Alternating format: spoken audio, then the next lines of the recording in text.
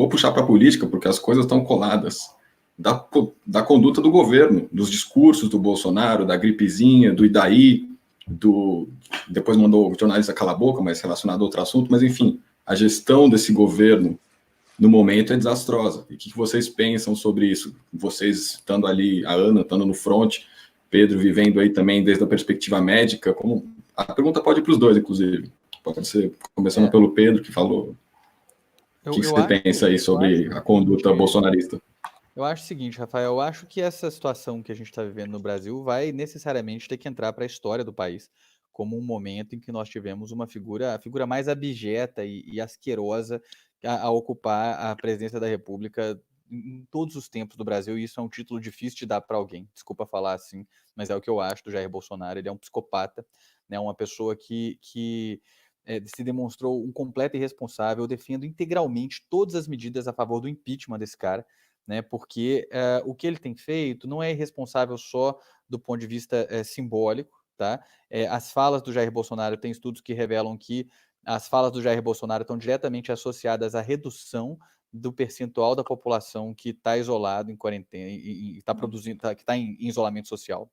Além disso, ele fracassa grotescamente na tarefa que é do governo federal, que é a de produzir ações de proteção econômica para trabalhadores e empresas, para que os trabalhadores e empresas possam fazer a quarentena de forma adequada, né? Eles não fiquem com medo de faltar comida na mesa e tenham que sair para trabalhar, para fazer um bico, para se virar na rua porque está faltando comida, que as empresas, né, não fiquem forçando os trabalhadores a virem trabalhar, porque senão elas vão quebrar. Né, e essas duas coisas estão ao alcance do governo federal. As medidas de proteção econômica e social que o governo federal propôs, foram pífias, todas elas arrancadas a fórceps do governo federal. Boa parte do que foi mais efetivo, inclusive, foi imposto pela oposição ao presidente, não foi o presidente que propôs, né? E mesmo assim foi muito mal gerido o processo, por exemplo, de acesso aos R$ 600, para dar um exemplo, né? E a gente continua, então, caminhando a passos muito largos para um contexto de crise econômica dramática que todo mundo vai sofrer,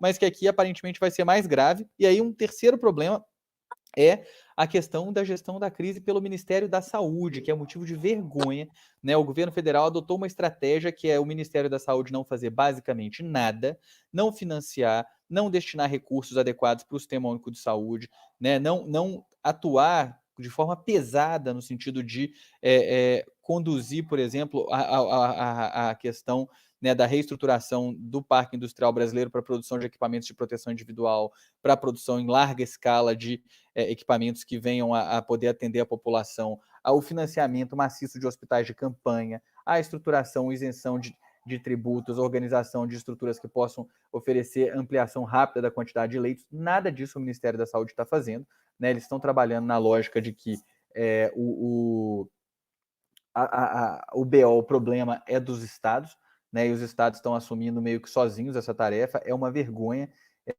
o que está acontecendo nesse sentido. O governo do estado de São Paulo, aliás, né, eu me sinto numa situação horrivelmente desconfortável em elogiar o João Dória, porque, pelo menos do ponto de vista do isolamento, ele está tendo uma conduta razoável, né, embora do ponto de vista da proteção dos trabalhadores, da responsabilidade com os trabalhadores, eu ainda acho que o governo dele segue sendo o mesmo fiasco de sempre.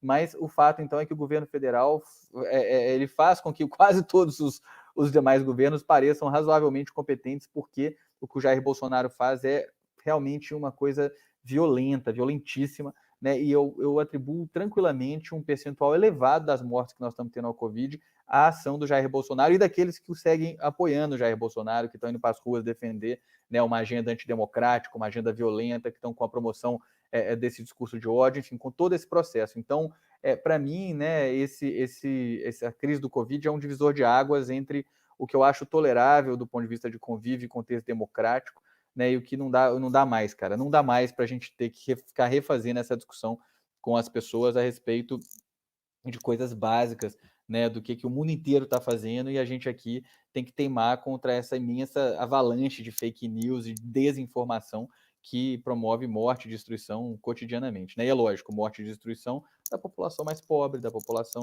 negra periférica, porque é essa que não vai ter leito hospitalar, né? Essa que vai ficar ferrada nas filas do SUS. Enfim, essa é a minha opinião sobre o que a gente está vivendo do âmbito federal, cara.